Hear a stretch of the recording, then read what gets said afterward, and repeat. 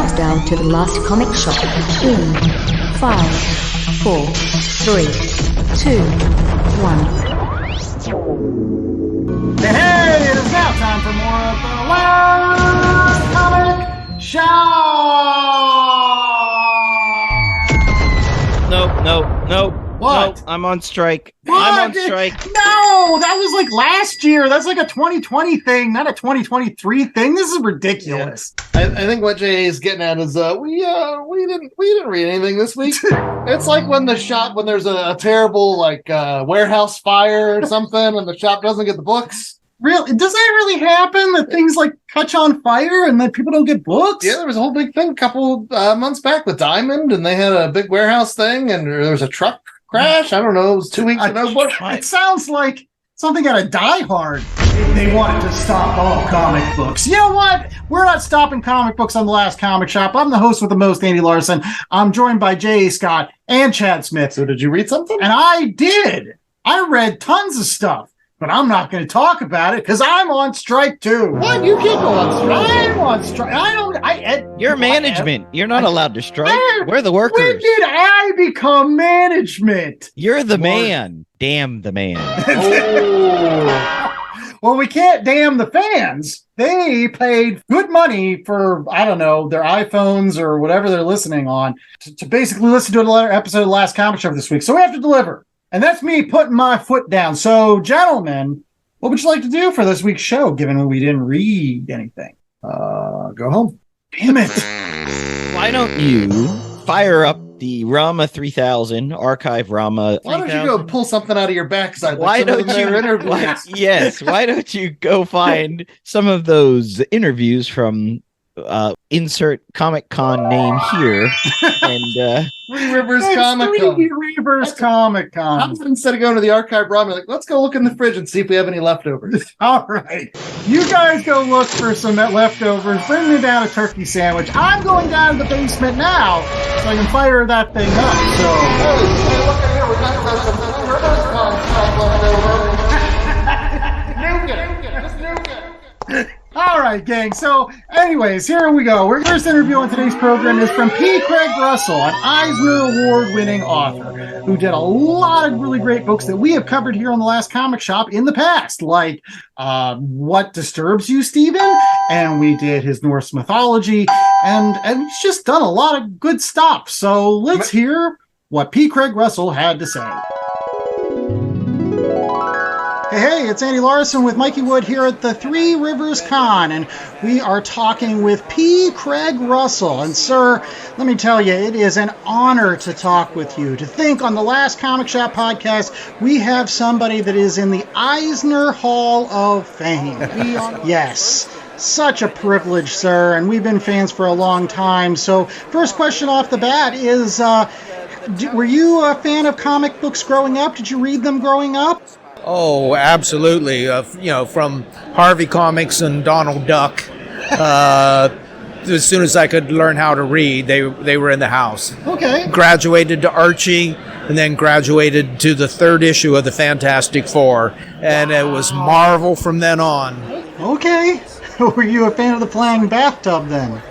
Yes, the flying bathtub. Yes. A friend of mine, his older brother, had issues 3 to 14. Okay. And I started reading them there. And I don't know what I traded for it, but I took them home. Might have been my bicycle. I'm not sure. Wow, 3 through 14. So that's like first Doctor Doom, first Submariner. Yes, the Submariner. Of course, we called him the Submariner. Wow, so Fantastic Four was your first love when it came to Marvel? Oh, yeah, that was my first exposure to it. Okay. Absolutely. Okay, so you started off as a Fantastic Four fan, and then I guess after several years of being a fan, you maybe decided that you wanted to do this as a career, whether in comic books or as an illustrator in general. Did you used to trace over like comic books when you were a kid to get a feel for how they flowed? Well, I did not do a lot of comics or tracing over or any of that. I drew pictures, but like some of my friends who have done hundreds of pages of little mini comics and everything before that. By my first story for Marvel Comics, I had drawn maybe 24 comics pages. Okay. But I did a lot of single illustration, and I read everything. I had every comic book that came out from DC and Marvel from 1964 until I started working. I read everything: Tower Comics, Charlton, all of that. So I was versed in it, and I did illustration. And once it started working for Marvel under Dan Adkins, the telling of stories visually, which is what can trip up a lot of aspiring artists. They do all these pin-ups of the characters, but you have to know how to tell a story with pictures, and that just came naturally to me, either from movies or, I tell you, you talk to anyone my age, they will talk about the 2 issues of Harvey Comics collecting the Spirit stories that came out in 1965. Yes. Those 2 25-cent comics, giant comics. So I knew sort of all the Marvel and DC storytelling approaches to, but then you see Will Eisner's playing around with open panels or closed panels. Too complex to get into here, but I mean, it was a revelation. Yeah, I mean, did those issues contain that one story about the one guy that wants to fly? Yes. Oh, yes. Now his name is just flown out of my head. I was thinking of him just the other day. Right. It's a wonderful story. Yes. Spirit shows up at the beginning of the book. Yes. And then he doesn't even show up until the end when he's fighting a bunch of goons. And kind of like this entire story is about the guy trying to fly. Yes. Well, the one that got me was Plaster of Paris. Okay, yes. And she is murdered in the last scene right in front of the Spirit.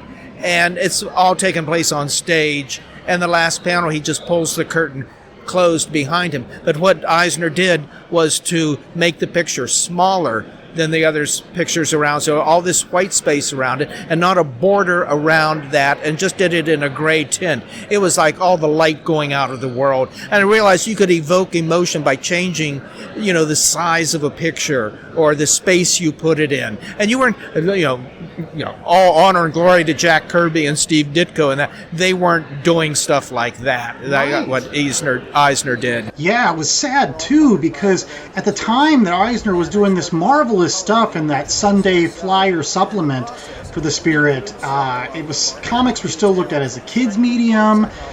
In fact, at some point they were actually looked at as un-American. They were burning comics and everything. So he was actually kind of ashamed of doing comic books at the time. I think he stopped doing comics and went into the furniture business for a little while. And also when those 2 issues from Harvey Comics, they were reprints of stories, that he did 12, 14 years before. Right. So let's pivot and start talking about how you got into a Marvel. I mean, you mentioned that Dan Adkins got you in.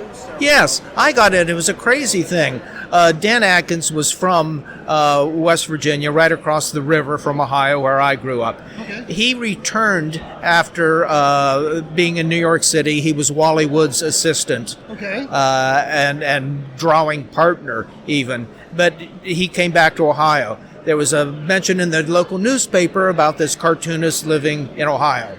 And I knew the name, who he was. I was too shy to go meet him. I was still in high school. But while I was in college, my dad needed a piece of artwork for his clothing store for advertising. Okay. So he went out to meet him and told him about his son who was going to art school and had 8,000 comic books in the attic. And Dan said, tell him to come out and meet me.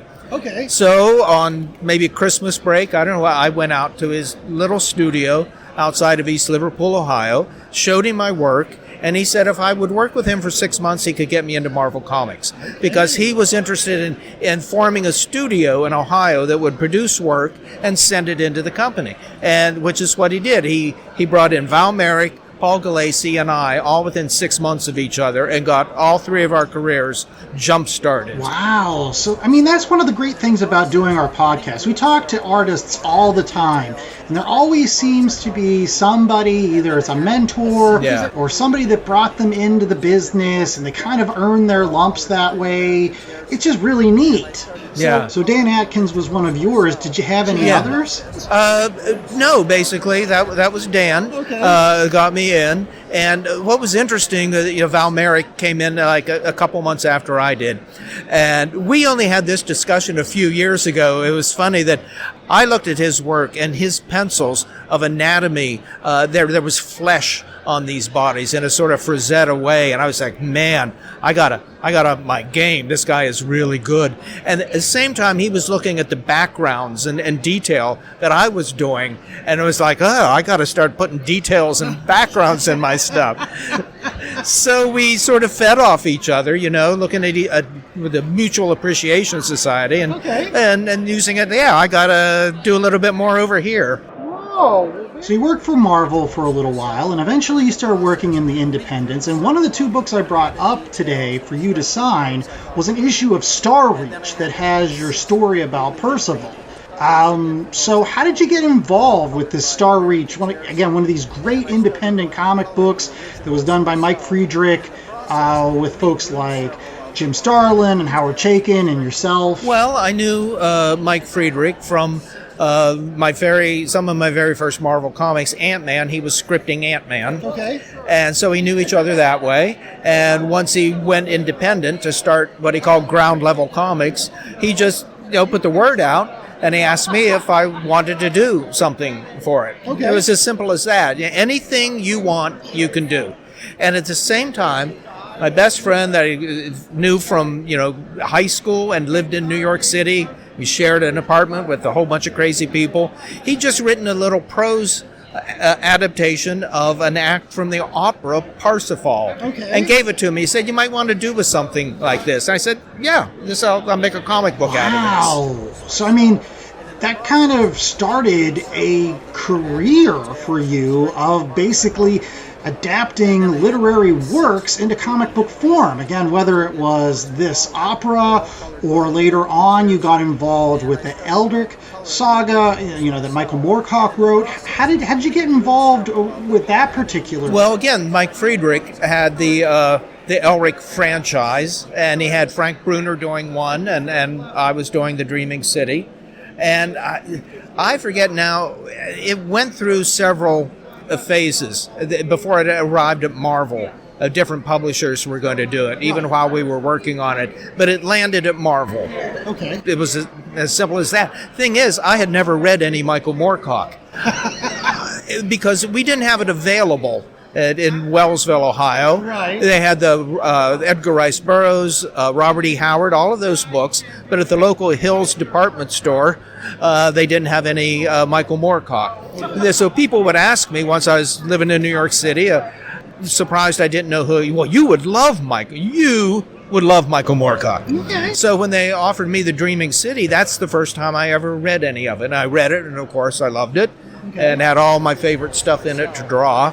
Now, one of the coolest things about your Eldritch work was it was scripted by Roy Thomas. Yes. Did you get full scripts from Roy? No. What Roy could do, like on Conan, just beautiful writing. But we were still working the Marvel way. He did a synopsis of breaking down the novel by chapter and, what was going on in it. And this was the first time, and it was sort of like training wheels for me. I had the novel itself. So, of course, I read the novel. I can't imagine, and I know this has happened, people are given a literary property, and they would work from another writer's synopsis and just go from that. I went through the book, line by line, and matched up a lot of the dialogue in there with the pictures, so I knew exactly what they were saying and where you put the pauses in and all of that sort of thing. So I wasn't writing the script, but it was good training on how to start breaking down a novel into pictures. Eventually you did Elric with Michael T. Gilbert, right? After, yes, yeah. So how was working with another artist, like on a project like that? Well, that was the first time we did breaking up art chores. Well, I guess you could say if someone was inking me like they were in the first days. Right. But this was the first time we were working together where I would design the page and the layouts, he would pencil it, and I would ink it. But then it got foggy in certain places. There was one 6-page sequence he really liked that he did the layouts on and did some inks. And other pages I would just do all myself from start to finish It got passed back and forth. Some now, I would probably, on some of those pages, not even sure who did what. Right. It's like something that you do nowadays with books like Norse Mythology. Yeah. Where like you come up with the layouts and like the overall artistic scheme, but then a penciler or something comes in and actually does that was kind of like the blueprint for what you would do later. Right. A big novel has to be broken down because unless you're going to do a 3,000-page novel. I mean, I did Neil Gaiman's American Gods. That was a 525-page novel. We had 600 pages to do it. You would think, oh, wow, you have even more pages. But one of his paragraphs can have so many events in it. So I worked on that for 3 years, just breaking it down and laying out the pages for Scott Hampton, who did over 500 of them. So it's like an architectural blueprint. I put it almost like storyboards. I'm not doing tight drawing. Once in a while I get carried away. But it's to show close up, long shot, all that sort of pacing. So now, with the case with Elric, Moorcock was still living, and he was still. Did you ever get a chance to actually meet him and get feedback from him? Yes. By any chance? Well, I never got any feedback, but I met him at the Dallas Fantasy Fair.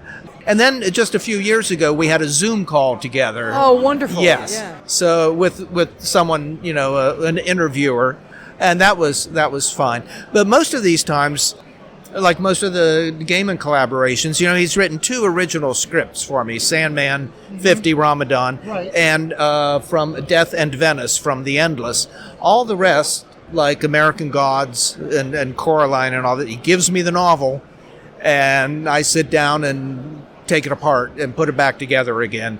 I've said sometimes it's like taking a 16-cylinder Duesenberg and taking it all apart and reassembling it as a hot sport car. Oh, boy. I was always curious with, you have a very distinct style that we talked a little bit earlier about how it's influenced by the Nouveau movement and things like that. Was there? But if you look at earlier things, Kill Raven and things like that, not so much in there. Right. Was there? Do you recall? Was there a sort of like come to God moment where it clicked? Was there a project of yours where it just that suddenly was birthed out of you? Or no, it's a slower evolution. With the very first thing I put an opus number on, Opus 1, was heavily influenced by 19th century art. And then I did Kill Raven, which is superhero, so you didn't see a lot of that in it. In the meantime, I also did started the first 20 pages of the Doctor Strange annual, and that had a lot of that Art Nouveau influence in it. I was just devouring these books, but it develops over time, and so that era of Art Nouveau, that very sinuous, flowing line. But then for something like The Dream Hunters, Neil's Japanese fairy tale, I bought books and books of Japanese architecture and costumes and design and color. So it looked, had a Japanese feel to it. It depends on the story you're doing. When I did the Spirit story, there were all sorts of different art styles in that. And the Hellboy story, of course, working with Mike Mignola, it takes on its own flavor. Right. Well, speaking of fairy tales, another of the books that I brought up for you to sign today was the Grimm's Fairy Tales, as done by Oscar Wilde, and your adaptation of such. And I wanted to ask you about that book because, again, I had it as a kid, and I kind of treasure it, and I want to know how you got involved with that project. Well, when I was living in New York City, I was in a bookstore, and there was a book, The Fairy Tales of Oscar Wilde, and I picked it up and started reading. I read The Young King, and immediately I said, I want to draw this as a comic book someday. And it was another 15 years, easily, until I got around to it, approached by NBM, and I said, well, how about I do a book of then it was going to be a Kipling fairy tale, Oscar Wilde, and then Thierry Nantier, the publisher, said, well, why not do just all Oscar Wilde? So that first volume had 2 stories in it. Yes. And I've done 5 volumes and 1 to go. So, and that last one, The Fisherman and His Soul, is just, it's the best of them all. And it's 44 pages long instead of being one of the shorter ones. Okay. And those were all fairy tales that were entirely original to him. Right. He made them up, yeah. And the great thing about your work, Mr. Russell, is a lot of it is still out in print, right? I mean, newer comic book fans can find it. Yeah, you can still find it. It's in print. Once you do something with Neil Gaiman, it's going to be in print for a long time, which is wonderful. I still, in my bucket list, I have the last Oscar Wilde fairy tale to do. The next thing I'm starting on, which I was supposed to start on a couple months ago, but I got involved in something else, is Neil's Only the End of the World Again. Now, I did that 25 years ago, did the script and layouts for Troy Nixie.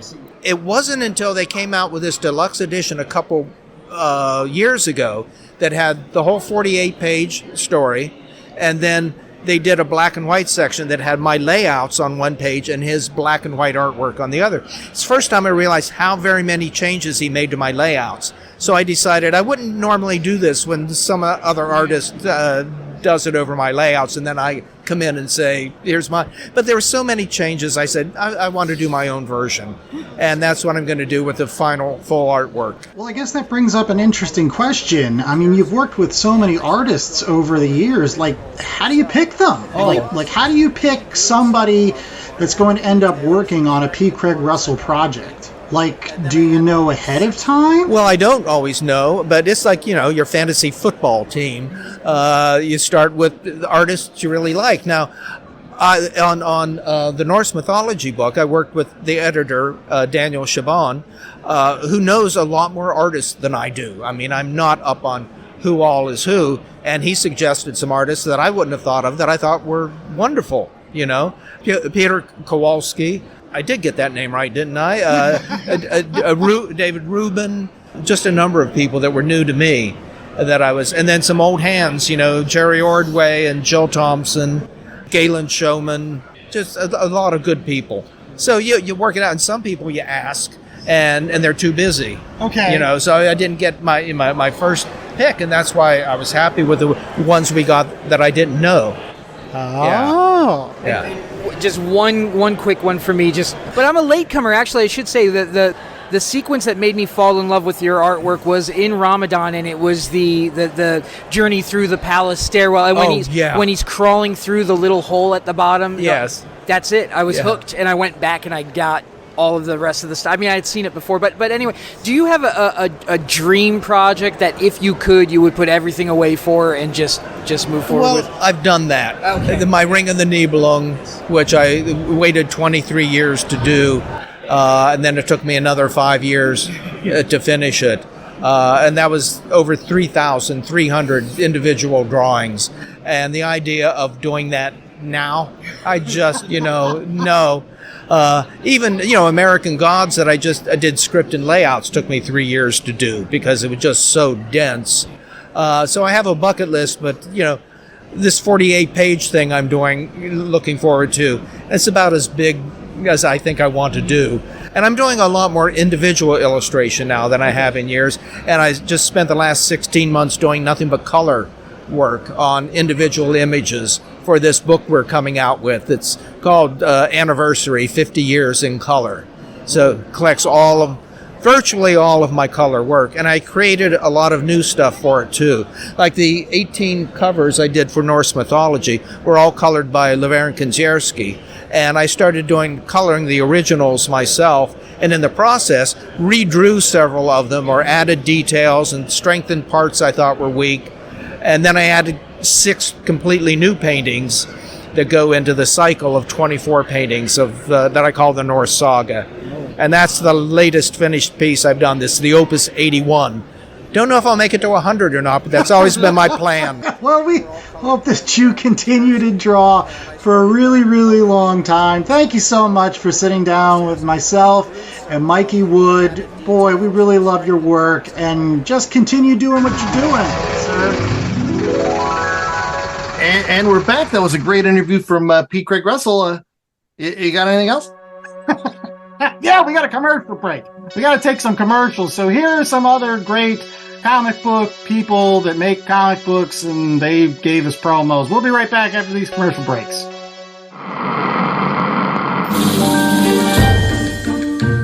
Greetings, ghouls and boils. I'm the Ghoul Master, a loving homage to horror anthology narrators of yesteryear.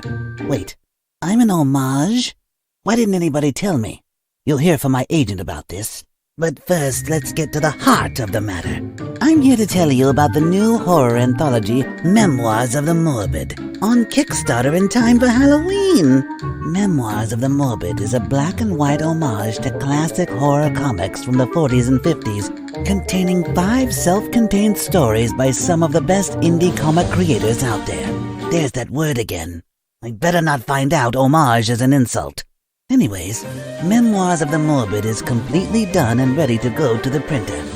So don't make a grave mistake by missing it.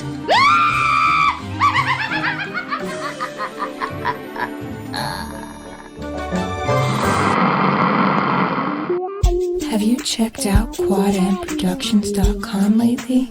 QuadMProductions.com is your direct access hookup to order the Enigma comic book series and download the Quad M Show podcast. Check the appearances page for upcoming events and contact us with any questions or comments. Don't be the only lonely soul who's missing out on all the fun. Visit us today at QuadMProductions.com. That's QuadMProductions.com. And we're back. What other interviews you got? Because I got this jar of olives. I haven't read anything yet. Wait a sec. Hold on. You have a jar of olives? That reminds me of another fella. His name is Pat Olive. Yeah, because I mispronounced his name during the interview, but then Chad remembered that his name sounds like olives. So not only will you hear that part, but you'll also hear about his wonderful book, Edgeworld. We're very big fans of Edgeworld. So let's listen to that interview. Three Rivers Con. All of it. All right, we're back here at the Last Comic Shop at Three Rivers Con, and we're talking with Pat Olaf. Thank you so much for talking with us again this year. Olive. Olive. Oh, that's true. It is like olive. You said that, last year. Ron Friend says it's like the green olive, but with an F.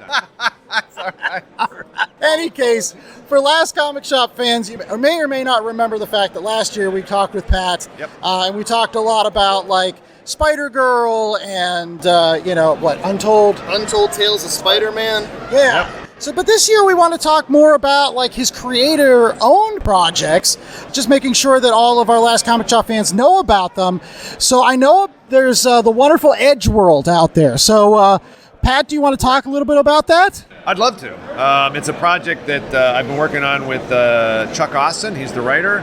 We've got the first 5-issue arc came out on Comixology Originals online, and then a trade was put out by Dark Horse. So you're actually going to have a physical copy of the book. Our second arc just completed at Comixology.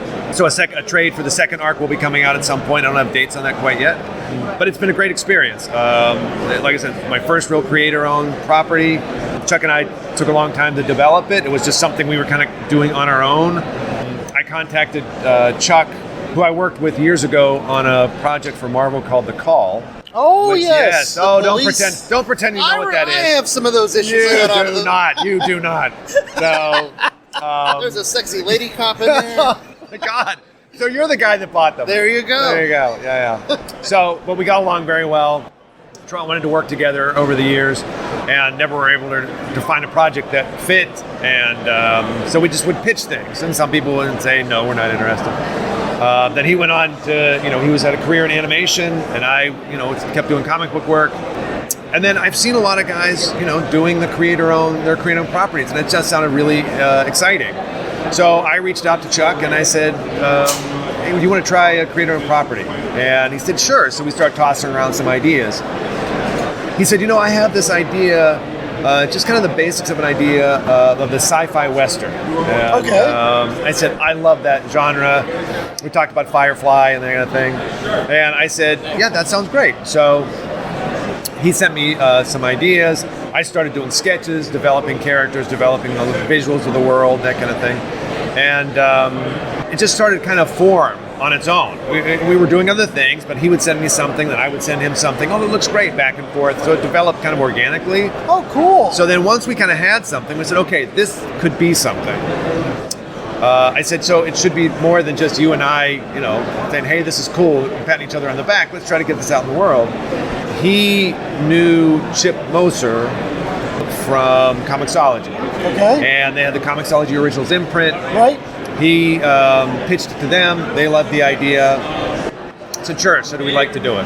There you go. Now, I'm curious, with Comixology, were you working traditionally on, paper or Bristol board, or were you doing digital work? Or At that point, almost all my work. Well, I should back up for a second. So when I started Edgeworld, it was kind of a combination of traditional and digital. I had wanted to move into a more digital production mode, I guess, just because it was everybody I talked to that worked digitally said it was faster, and I've always liked to ink my own work, but I've never been fast enough to do that. So traditionally, so I started experimenting with digital brushes and Manga Studio and that kind of thing, which is now I guess Clip Studio.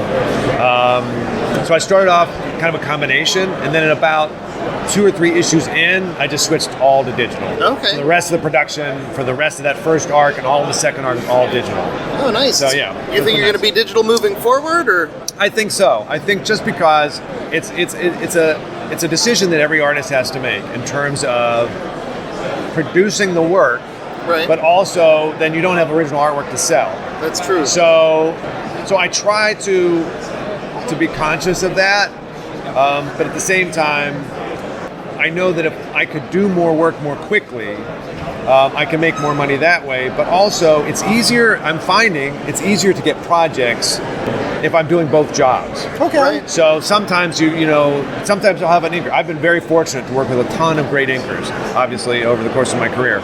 But there have been jobs where they said, hey, can you ink it yourself? Or it's more self-contained. And when I did Rough Riders for Aftershock, Okay. I talked to Mike Martz, and we talked about inkers, and I said, well, could I ink it myself? And then he said, actually, we would prefer that because it's easier for them to manage in a way, because it's just me. So if there's changes or whatever in the artwork, exactly right. So then they can, they say, hey, you messed this up. It's easier for you to just change it because it's just you. So I think moving forward, I would probably, depending on the project, I would probably do mostly digital work. Okay. I was curious whether or not you still do the preliminary sketches on board or anything, or Not anymore. No, you just all digital. Yeah, occasionally on a complicated layout, on the side of my script, I'll make a little thumbnail with a pencil. I can grab a pencil and draw a little thumbnail just so I can, if I'm having trouble figuring out how it's supposed to work. Okay. But mainly I just go right onto the iPad. Well, the other question I had is, you mentioned that originally Edgeworld was supposed to be more episodic in nature. You kind of mentioned that it was kind of like a play on Gunsmoke and story of the week or things like that. But now that it's going to be released in trades, it's more like you're writing for the trades. Now, was there a major difference in the narrative you wanted to tell after that, or? Not in the overall storyline. The overall point A to point B that Chuck and I had in mind remained the same. But how to get there has changed a little bit, just in terms of when you are doing something that is so self-contained in an episodic format, you can seed kind of the larger story that you're trying to get to, but the focus of it tends to be, you really have to get the one and done kind of thing. Now with the arcs, we're now looking at 5-issue arcs, self-contained 5-issue arcs.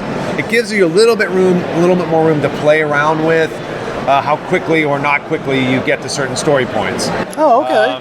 So it has changed kind of how the approach goes to some of these stories, but the overall arc of where each character and where the overall story is going to end up remains the same. Okay. So we can trust there's a long-term plan for Edgeworld? We would love to keep doing Edgeworld for as long as we can find some audience somewhere to do it. So, And speaking of that, I mean, there has been a little bit of a shakeup with Comixology in the last couple of months. Any concerns about that? Just being able to finish the story of Edgeworld? I mean, I guess these are creator-owned projects, so you can go elsewhere. Right. So it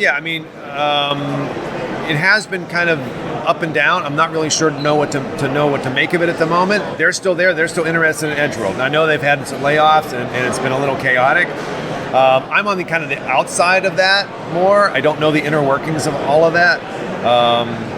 But as it stands right now, they're still there. We have a new editor, and they're still interested in Edgeworld product and more stories, so we're just going to kind of ride this out as long as we can. Awesome. Yeah, it was a great service, so here's to hoping that everything smooths out. Yeah, absolutely. Yeah, they want more and we want to do more. That seems like we should be able to figure out how to do that at some point. Do you have, like, how many story arcs do you feel like you have planned at this point? Well, I think Chuck would probably have a better idea as far as the specific number, but I think it's one of those things where we know where the story will end, and we can get there as quickly or as long as it takes. Okay. I think it's one of there's so much.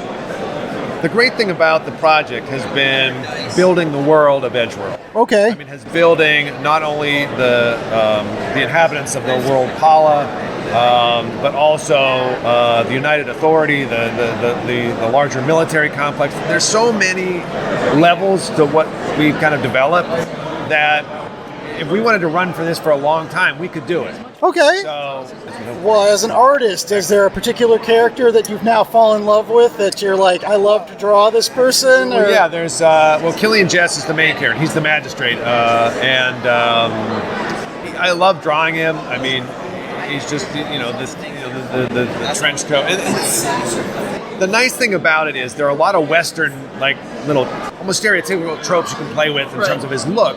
But at the same time, he's got such a backstory that, I know obviously because we've developed it, that you can kind of play with his expressions more.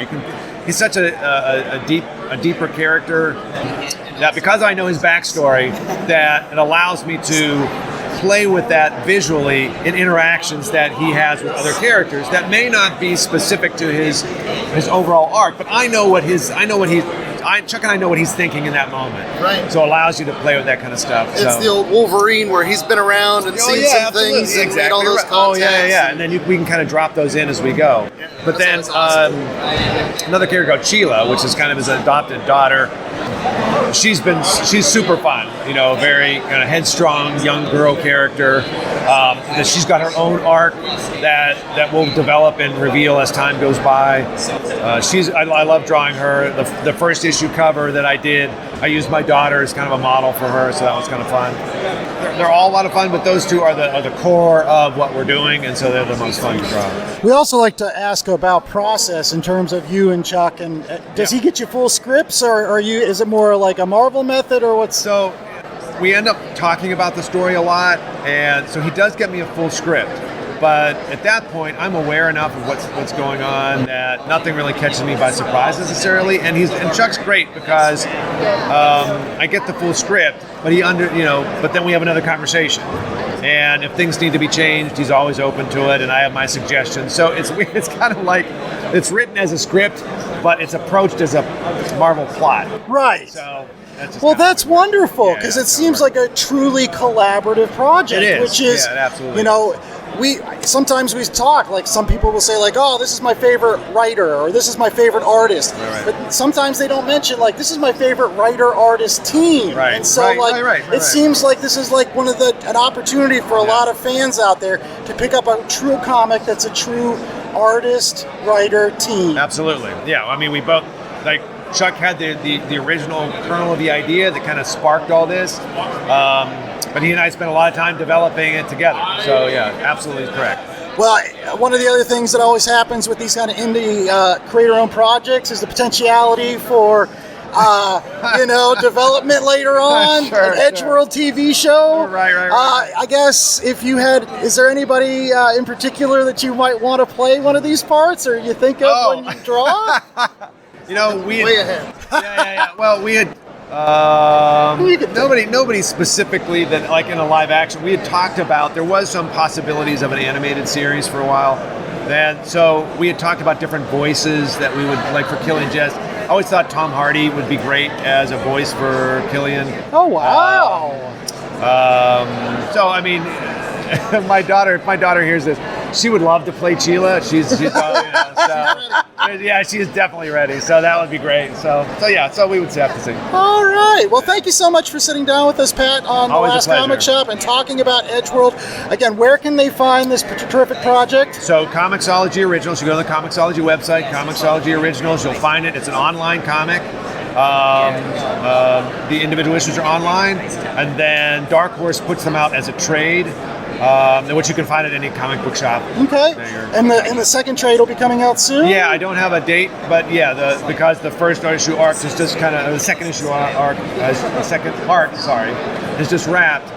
The second trade should be coming out, but I don't have a date on that yet. But then again, that'll be put out by Dark Horse. You can find it in the comic shops in your area. Very cool. We highly recommend that you do. Thank you so much for talking to us on The Last Comic Shop, Pat. Guys, it was great as always. Thank you very much. All right, take care. All right. That was very enlightening, and now I'm strangely hungry for something with olives on it. Pizza. I don't know. I can make you a Bloody Mary. There You you want one go. of those? Go martinis put for a olives. liquid lunch. Martinis. Yes, there we go. I'll have a liquid lunch. Real quickly, JA, how do you make a perfect Vespa martini, by the way? Like, you are our martini guru, and you've actually made them. How do you make one? It's not actually a Vespa. It's a Vesper. I'll call it. You're thinking Vespa, the little motorcycle. All right, fair enough. But a Vesper martini. Yes. So 3 ounces of gin, 1 ounce of vodka, a half ounce of Kir Lillet, but you can substitute any dry vermouth for that, and then a lemon peel. You combine the gin, vodka, and Kir Lillet in a glass, shaken.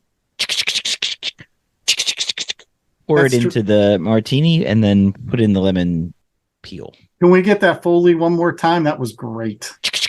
It's like I'm almost there. It's like I'm in a James Bond movie right now. Ooh, there you go. And you know when you need a martini like that? When you're going out to fight some monsters. That's true. Does it? I don't know. We just need to cue this up. All right. So here is Chad and our good friend Mikey Wood, who you've heard on past episodes of The Last Comic Shop, talking with Michael T. Gilbert, Mr. Monster. Hi, this is Chad and Mikey Wood from The Last Comic Shop, and we are here interviewing Michael T. Gilbert at the Three Rivers Comic Con. Michael, thanks for joining us today. My pleasure. Thanks for inviting me. So as is the nature with our show, the first place we usually start with is the very beginning. What was your first experience with comics? Either was it childhood or college or anything to that effect? Just as a fan, were you a fan to begin with? Yeah, well, the first time that I ever saw a comic book, I was at my grandmother's house. I was probably about 6 or 7 years old, and they were trying to get me to read books, and I didn't want to read the books, and they finally were desperate. Would you try reading this comic book? My grandmother did some volunteer work at the in Montefiore Hospital in New York, in the Bronx, and we took a few back here, and I wasn't that crazy about trying it, but she said, if you do this, we'll, give you some candy or something like that. So I read it. It was a Jimmy Olsen comic. The day there was no Jimmy Olsen. It was from about 1957, 58, thereabouts. And I fell in love with it. I was just, I think she's always regretted that because I was bugging her from then on for more comic books. Now, it's really funny how often people know the exact issue that dragged it. I mean, sometimes they don't, but for the most part, people know that exact issue that pulled them in. Now, did you, later on in life, do you have a copy of that? And I don't have that copy that I have, but I do have a copy of it. Yeah, because it means something to you. So that was your introduction to it. Now, at what point did you realize that that's something that you were interested in doing, in drawing or creating? Well, I mean, as a kid, you want to copy Superman, and I have a few drawings that I did when I was maybe 8 years old or something like that. Superman with a lead boot kicking kryptonite away. Very crude, but it is fun to see it. And I had a picture of Batman that I did with a bee on his chest. I didn't figure out that it was actually a bat. The old Halloween costume. Yeah. That was probably the second character I really got into was Batman because, again, in the late 50s. And I found it very kind of a little slightly spooky and neat, and I really like the characters and such. Well, I was just going to ask, so what led to you breaking into comics? Was it always a dream to do that sort of thing, or were you into advertising? Or I always wanted to break into comics. Went to college, 4 years, graduated, and decided that was back in 1973, and I was trying to get a job at DC and Marvel, and I couldn't get arrested, of course. I was about 22 at that point, and managed to get a job at NBC News doing graphics for their 6 o'clock news. It was just a part-time job, a few days a week, but it was very prestigious, and I was really thrilled to have it. Living in New York, right, seeing your work on screen all the time. Yeah, geez. Yeah, of course, they always had the deadlines. If you had, if you make sure you get it on there in time, or else they're going to have a big blank screen behind the newscaster. That's right. The news waits for no man. Right, especially this guy. So now you mentioned being in New York City around that time, and we had talked to Howard Bender a little earlier, and he said he was around 73 is when he graduated, and he did the same thing, went from office to office. Yeah. So New York City, as in like the Marvel comics where every single superhero lives within New York City, it sounds like New York City was the center for all of this. All the publishers were located there, and all of you guys kind of swam in and out of these offices. So where was the moment where you actually... Were you given a first job by someone? Were you discovered by someone, or did you just kind of move forward with yourself? Or well, my first comic stories that were published were self-published. I went to State University New York at New Paltz, upstate New York, and I put together New Paltz Comics. It was sort of my version of underground comics with me and a number of other people, and. I wound up with $600 in student loans that I was able to buy the issue and get it in print. And I was, knocking on doors at the university, trying to sell my 50-cent comic book. That I lost interest in self-publishing pretty quickly at that point. I'll have to try to track one of those down. I was going to say, though, your name is synonymous, though, with independent characters and things like Mr. Monster. Yeah. Now, I told you earlier, unfortunately, I had missed the boat on this. Can you tell me about Mr. Monster, where it came from? I'd seen the character around. I'd seen some of the action figures from, Fresh Monkey Fiction, or... Yeah. But where did you get the inspiration to run with that character? What inspired Mr. Monster? Mr. Monster was inspired by Mr. Monster. When I was at a comic convention in 1971 in New York, I saw a coverless comic with the character Mr. Monster, from which, it had no indicia, so I didn't know where it was from or when. Turns out it was from 1946, 1947. It was a Canadian superhero, and it only lasted that one story. Oh, wow. It had been a character called Doc Stern, and then just before it went out of business, the company went out of business, he said Doc Stern as Mr. Monster. We have a collection here of all those Doc Stearns and Mr. Monster books. Fred Kelly was the writer-artist on that series. Well, anyway, that was 1971, and I always thought, wow, this would be such a great character to revive. I mean, I would love to do it. Well, in 1982, I started working with Craig Russell on the Elric comic book series, adapting their books. And at one point, my company, Pacific Comics, was going to be doing an anthology comic called Vanguard Illustrated. And I had a little time between the first series of Elric and the second series, and they asked me if I wanted to come up with something for the book.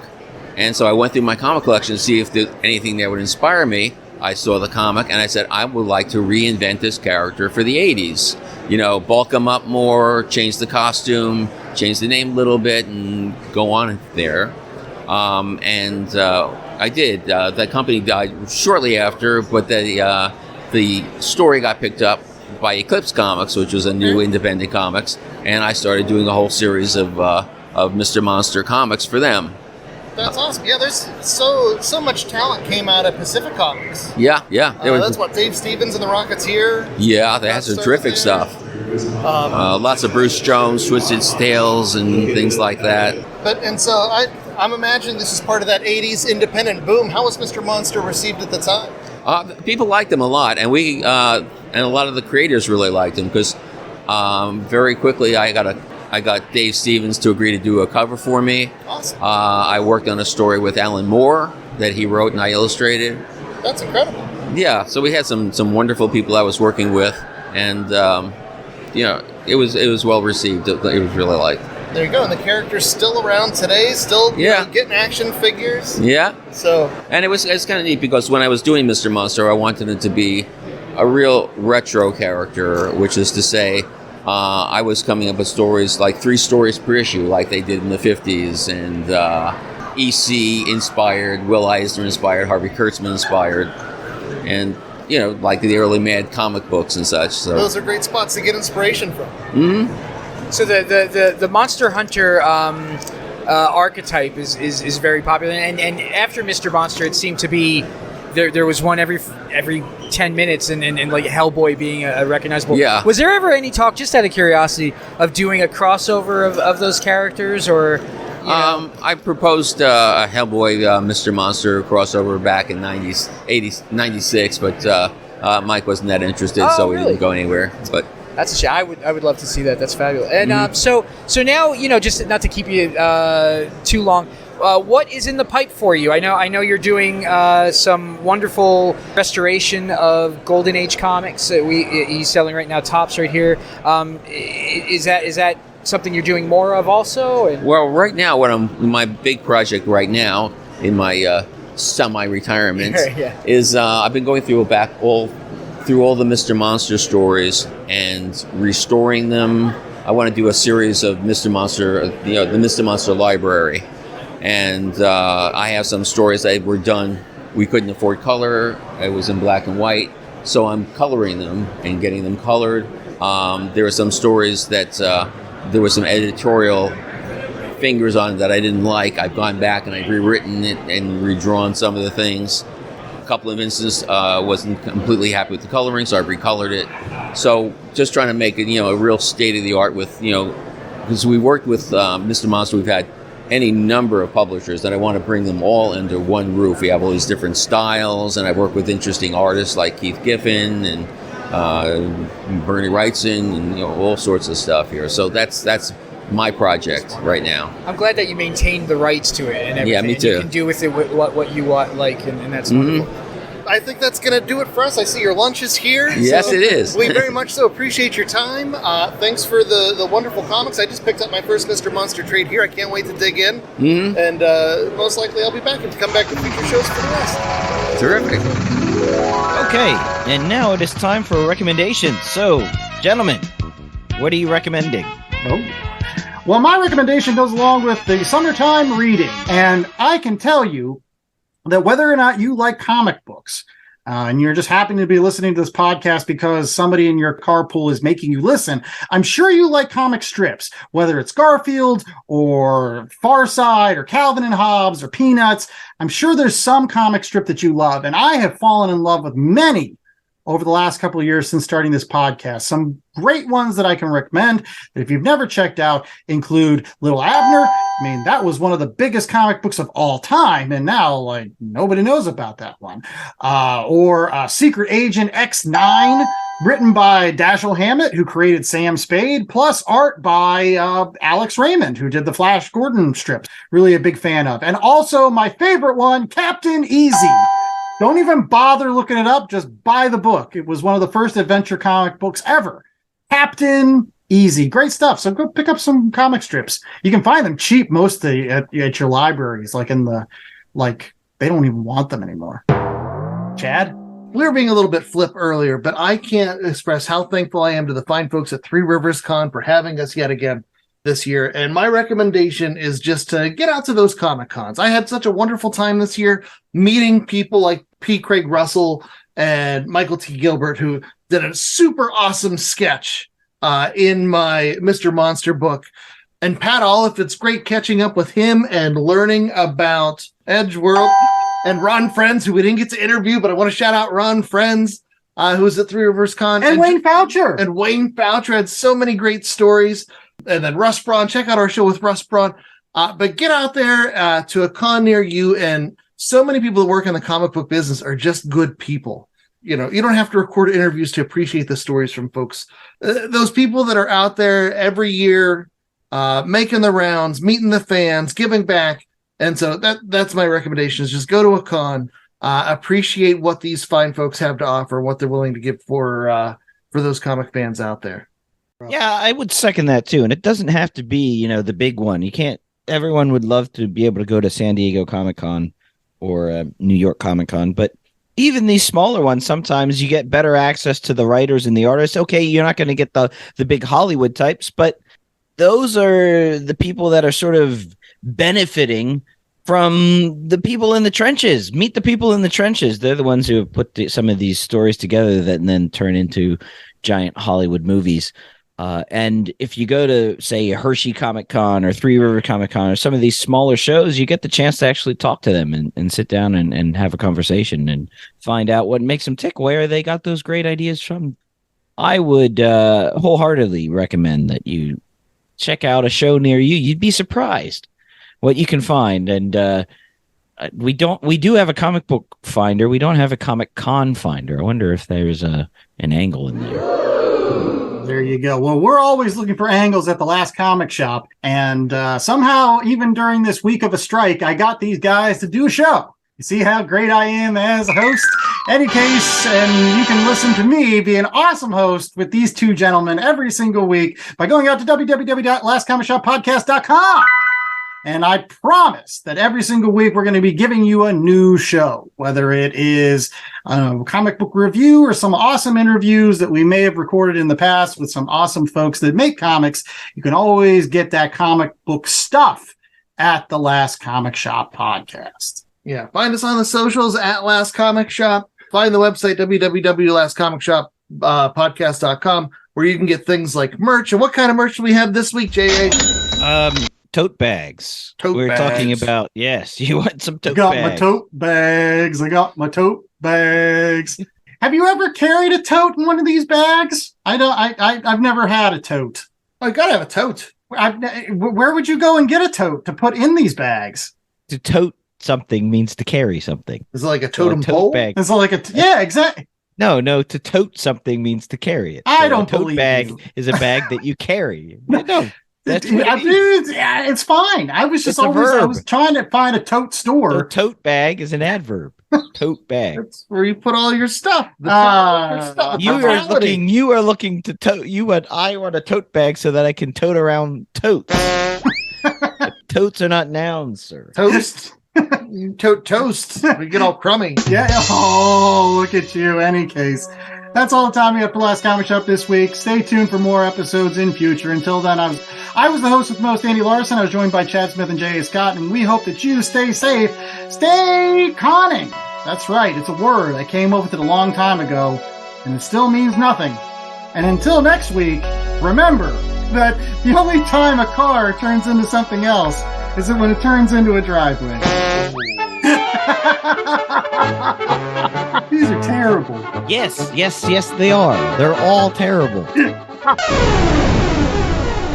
Hey, it's Mikey Wood, frequent Last Comic Shop guest and collector. And as a collector, I'm always in need of boards, bags, long boxes, and more to house all those comics. That's why I use promo code LCSPOD to get 10% off my orders at bcwsupplies.com. Not only does it get me a discount on BCW's already low prices, but I know using LCSPOD at checkout is another way I can show my support to the Last Comic Shop podcast and their continuing mission to bring fans together under that big comic book tent. So if you're in need of comic book supplies, head out to bcwsupplies.com and use promo code LCSPOD today. That's LCSPOD.